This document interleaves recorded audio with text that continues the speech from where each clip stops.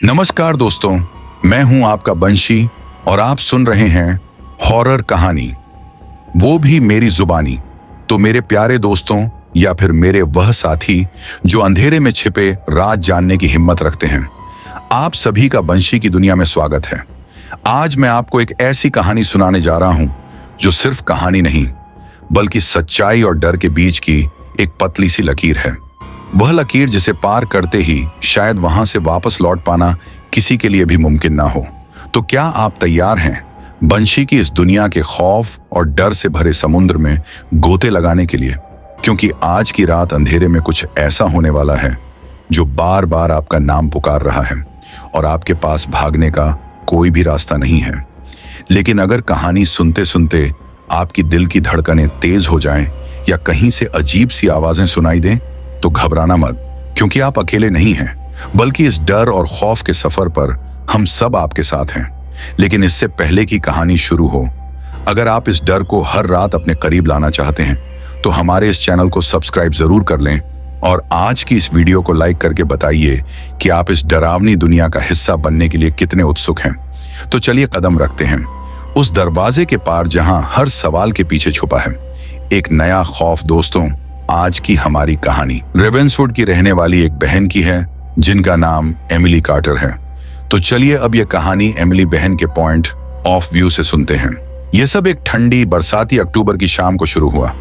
मुझे अभी अभी ग्रेसन एंड कंपनी में नौकरी मिली थी, जो रेवेंसवुड के बीचों बीच स्थित एक छोटी लेकिन प्रतिष्ठित अकाउंटिंग फर्म थी।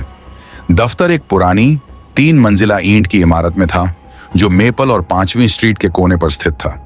इमारत 1900 के दशक की शुरुआत से खड़ी थी और यह साफ दिख रहा था। इसकी खिड़कियां लंबी और संकरी थीं, जिनके चारों ओर पेंट उखड़ा हुआ था, और प्रवेश द्वार एक भारी लकड़ी का दरवाजा था जो एक डरावनी फिल्म से सीधे निकला हुआ लगता था। मुझे नौकरी की सख्त जरूरत थी। महीनों की बेरोजगारी के बाद मैं कुछ भी करने को तैयार थी, भले ही इसका मतलब एक ऐसी इमारत में देर रात तक काम करना हो जो मुझे डराती थी। मेरा पहला दिन सामान्य था, बस सामान्य ऑनबोर्डिंग का कागजी कार्य, सहकर्मियों से परिचय और दफ्तर का भ्रमण।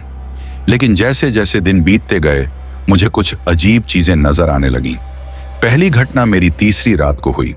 मेरे बॉस मिस्टर ग्रेसन ने मुझे एक क्लाइंट के टैक्स फाइलिंग को पूरा करने के लिए देर तक रुकने को कहा। 8 बजे तक दफ्तर में सिर्फ मैं ही थी। फ्लोरोसेंट लाइट्स की हल्की सी गूंज थी और एयर कंडीशनर की आवाज ही एकमात्र आवाज थी जो चुप्पी को तोड़ रही थी। मैं अपने काम पर ध्यान केंद्रित कर रही थी, अपने कंप्यूटर पर टाइप करते हुए, जब मैंने इसे सुना। एक हल्की सी फुसफुसाहट, जैसे कोई मेरे ठीक पीछे खड़ा हो। मैंने अपनी कुर्सी पर घूमकर देखा, लेकिन वहां कोई नहीं था। दफ्तर खाली था, जैसा कि पिछले 1 घंटे से था। मैंने इसे अनदेखा कर दिया, इसे अपनी कल्पना का खेल समझकर। लेकिन फिर यह फिर से हुआ। इस बार फुसफुसाहट जोरदार थी, ज्यादा स्पष्ट। यह मेरे नाम की तरह लग रहा था, एमिली। मेरे रोंगटे खड़े हो गए। मैं उठी, मेरा दिल तेजी से धड़क रहा था और कमरे को जांचने लगी। क्यूबिकल खाली थे, डेस्क साफ सुथरी थी। मैं ब्रेक रूम की ओर चली, सोचते हुए कि शायद मेरे सहकर्मियों में से कोई मुझे बिना बताए देर तक रुक गया हो। लेकिन कमरा अंधेरा था, कुर्सियां वापस रखी हुई थीं, कॉफी मशीन चुप थी। मैं अपने डेस्क पर वापस आई, खुद को समझाने की कोशिश कर रही थी कि यह सिर्फ तनाव या थकान है। लेकिन जैसे ही मैं बैठी, मैंने अपनी गर्दन के पीछे एक ठंडी हवा का झोंका महसूस किया, भले ही खिड़कियां बंद थीं। मैं कांप उठी और अपने स्वेटर को और कसकर लपेट लिया। तभी मैंने इसे देखा, दीवार पर एक परछाई जो मेरी आंख के कोने से झलक रही थी। मैं जम गई। परछाई लंबी थी, लगभग छत तक, और यह हल्के से झूल रही थी, जैसे कोई पेंडुलम। मैंने धीरे धीरे अपना सिर घुमाया, डरते हुए कि मैं क्या देखूंगी, लेकिन दीवार खाली थी, परछाई गायब हो गई थी। मैंने अपना सामान समेटा और जितनी तेजी से हो सका दफ्तर से निकल गई, अपना कंप्यूटर बंद करने की भी परवाह नहीं की। बारिश रुक चुकी थी, लेकिन सड़कें गीली थीं और स्ट्रीट लाइट्स के नीचे चमक रही थीं। मैं लगभग दौड़ती हुई अपनी कार तक पहुंची। ठंडी रात की हवा में मेरी सांसें दिख रही थीं। जब मैं घर पहुंची तो मैंने खुद को समझाने की कोशिश की कि यह सब मेरे दिमाग में था। शायद मैं सिर्फ थकी हुई थी, या शायद पुरानी इमारत में अजीब आवाजें आती हों। लेकिन गहराई में मैं जानती थी कि कुछ सही नहीं था। अगली सुबह मैं दफ्तर जल्दी पहुंची, उम्मीद करते हुए कि पिछली रात की बेचैनी को दूर कर लूंगी। मेरी सहकर्मी सारा पहले से ही अपने डेस्क पर थी, कॉफी पीते हुए और ईमेल्स चेक करते हुए। गुड मॉर्निंग एमिली, उसने मुस्कुराते हुए कहा। तुम ऐसी लग रही हो जैसे तुमने ठीक से सोया नहीं। मैंने मजबूरन मुस्कुराया। हाँ, मैं कल रात देर तक रुकी थी। यहाँ अकेले रहना थोड़ा डरावना था। सारा की मुस्कान फीकी पड़ गई। ओह, तुम यहाँ अकेली थी? क्या किसी ने तुम्हें नहीं बताया? मुझे क्या बताना था? उसने झिझकते हुए इधर उधर देखा, जैसे यह सुनिश्चित कर रही हो कि कोई और नहीं सुन रहा। यह इमारत, इसका एक इतिहास है। लोग कहते हैं कि यह भूतहा है। मैंने घबराहट से हंसते हुए कहा। भूतहा? ओह सारा, तुम मजाक कर रही हो, है ना? लेकिन वह मुस्कुरा नहीं रही थी। मैं गंभीर हूं। सालों से कहानियां चल रही हैं। कर्मचारी फुसफुसाहटें सुनते हैं, परछाइयां देखते हैं, ठंडे स्थान महसूस करते हैं। कुछ लोग तो कहते हैं कि उन्होंने रात में एक काले ड्रेस वाली औरत को गलियारों में घूमते देखा है। मेरी रीढ़ में सिहरन दौड़ गई। एक काले ड्रेस वाली औरत? सारा ने हाँ में सिर हिलाया। हाँ, वे कहते हैं कि वह यहाँ 1950 के दशक में काम करती थी। उसका नाम मार्गरेट था। वह एक अकाउंटेंट थी, हमारी तरह। लेकिन एक दिन वह बस गायब हो गई। किसी को नहीं पता कि उसके साथ क्या हुआ। उसका शरीर कभी नहीं मिला। मैं उसकी ओर देखती रही। मेरा दिमाग तेजी से चल रहा था। यह सिर्फ एक भूतिया कहानी है ना? मेरा मतलब, इसका कोई सबूत नहीं है। सारा ने कंधे उचकाए। शायद, लेकिन बहुत से लोगों ने इसकी वजह से नौकरी छोड़ दी है। बस सावधान रहना, ठीक है? खासकर अगर तुम रात में यहां अकेली हो। मैंने हाँ में सिर हिलाया, लेकिन उसके शब्द मेरे दिमाग में बने रहे। हर बार जब मैं कोई अजीब आवाज सुनती या ठंडी हवा महसूस करती तो मैं मार्गरेट के बारे में सोचती।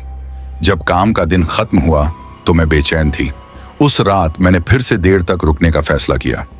मैंने खुद को समझाया कि यह इसलिए था क्योंकि मेरे पास बहुत काम था, लेकिन सच्चाई यह थी कि मैं देखना चाहती थी कि क्या अजीब घटनाएं फिर से होती हैं। मुझे जानना था कि क्या यह सब मेरे दिमाग में था या कुछ और था। दफ्तर शांत था, बिल्कुल पिछली रात की तरह। मैंने कुछ घंटे काम किया, मेरे नसें तन गईं, लेकिन कुछ भी असामान्य नहीं हुआ। मैंने आराम करना शुरू किया, सोचते हुए कि शायद सारा की कहानी सिर्फ एक कहानी थी। लेकिन फिर ठीक 9:17 पर लाइटें टिमटिमाईं। मैंने अपने कंप्यूटर से ऊपर देखा। मेरा दिल तेजी से धड़क रहा था। लाइटें फिर से टिमटिमाईं और फिर वे पूरी तरह से बंद हो गईं।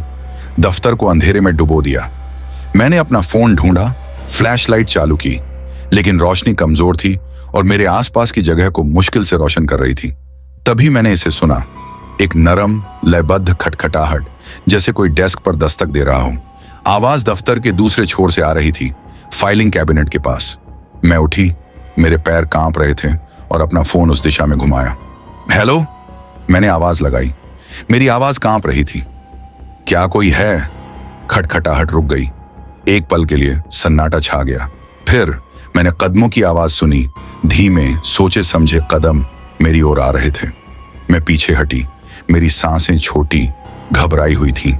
कदमों की आवाज तेज होती गई, करीब आती गई, जब तक वे मेरे ठीक सामने नहीं थे। और फिर वे रुक गए। मैंने अपने फोन की रोशनी चारों ओर घुमाई, लेकिन वहां कोई नहीं था। दफ्तर खाली था। मैं दरवाजे की ओर भागने ही वाली थी कि मैंने अपने हाथ पर कुछ ठंडा और गीला टपकते हुए महसूस किया। मैंने नीचे देखा और अपने नीचे फर्श पर एक गहरा लाल तरल पदार्थ जमा हुआ देखा। खून। मैं चीखी और दरवाजे की ओर भागी, अपना फोन गिरा दिया। मैं तब तक नहीं रुकी जब तक मैं बाहर नहीं थी। हांफते हुए मेरा दिल धड़क रहा था। मैंने पीछे मुड़कर नहीं देखा। मैंने अपना सामान लेने भी वापस नहीं गई। जब मैं घर पहुंची तो मैंने अगले दिन बीमारी की छुट्टी ले ली। मैं खुद को उस दफ्तर में वापस जाने के लिए मजबूर नहीं कर सकी जो मैंने देखा था उसके बाद। लेकिन जैसे जैसे दिन बीतते गए, मैंने सोचना शुरू किया कि क्या मैंने अति प्रतिक्रिया दी थी। शायद यह सिर्फ एक मजाक था, या शायद मैंने पूरी बात अपने दिमाग में बना ली थी। लेकिन गहराई में मैं सच जानती थी, उस दफ्तर में कुछ था, कुछ अंधेरा और दुष्ट, और यह मुझे इतनी आसानी से जाने देने वाला नहीं था। मैं उस रात सो नहीं पाई। हर बार जब मैं आंखें बंद करती, मैं फर्श पर जमा खून देखती, अंधेरे में गूंजते कदमों की आवाज सुनती और अपने हाथ पर ठंडी बूंद महसूस करती। सुबह तक मैं एक टूटी हुई इंसान थी। मैंने बीमारी की छुट्टी ले ली, अपने बॉस को बताया कि मुझे फ्लू हो गया है। वह नाराज लग रहा था, लेकिन उसने ज्यादा दबाव नहीं डाला। मैंने पूरा दिन अपने सोफे पर बिताया, दीवारों को घूरते हुए खुद को समझाने की कोशिश कर रही थी कि यह सब एक भ्रम था, लेकिन यह नहीं था। मैं जानती थी कि यह नहीं था। अगले दिन मेरे पास कोई चारा नहीं था। मैं इस नौकरी को खोने का जोखिम नहीं उठा सकती थी, खासकर इसे पाने के लिए इतनी मेहनत करने के बाद। मैंने खुद से कहा कि मैं देर तक नहीं रुकूंगी, कि मैं अपना सिर नीचा रखूंगी और दिन को पूरा कर लूंगी। लेकिन जब मैं सुबह दफ्तर पहुंची, हवा भारी लग रही थी, परछाइयां गहरी थीं, यहां तक कि फ्लोरोसेंट लाइट्स की गूंज भी अशुभ लग रही थी। सारा अपने डेस्क पर थी, टाइप करते हुए। उसने मुझे देखा और मुस्कुराई। तुम ठीक हो एमिली? तुम पीली लग रही हो। मैंने मजबूरन मुस्कुराया। हाँ, बस एक कठिन रात थी, ठीक से सो नहीं पाई। उसने सहानुभूति से सिर हिलाया। मैं समझती हूं, ये जगह कभी कभी दिमाग के साथ खेल सकती है। मैं उसे बताना चाहती थी कि क्या हुआ था, पूछना चाहती थी कि क्या उसने कभी ऐसा कुछ अनुभव किया है, लेकिन मैं इसे जोर से कहने का साहस नहीं जुटा पाई। यह बहुत वास्तविक, बहुत डरावना लग रहा था। इसके बजाय मैंने सिर्फ सिर हिलाया और अपने डेस्क पर बैठ गई। अपने काम पर ध्यान केंद्रित करने की कोशिश कर रही थी। दिन धीरे धीरे बीता। हर फर्श की चरचराहट, हर दूर की आवाज मुझे चौंका देती। मैं बार बार पीछे मुड़कर देखती, आधे अधूरे मन से परछाई को फिर से देखने की उम्मीद करती, या उससे भी बदतर, काले ड्रेस वाली औरत को। लेकिन कुछ नहीं हुआ। जब 5 बजे हुए, मैं थक चुकी थी, मानसिक और शारीरिक रूप से। मैं अपना सामान समेट रही थी जब मिस्टर ग्रेसन आए। एमिली, मुझे आज रात तुम्हें देर तक रुकने की जरूरत है। कल सुबह एक क्लाइंट मीटिंग है और मुझे उन रिपोर्ट्स को अंतिम रूप देना है। मेरा पेट भारी हो गया। आज रात? लेकिन उन्होंने मुझे एक तीखी नजर से काट दिया। यह जरूरी है। अगर यह जरूरी नहीं होता तो मैं नहीं पूछता।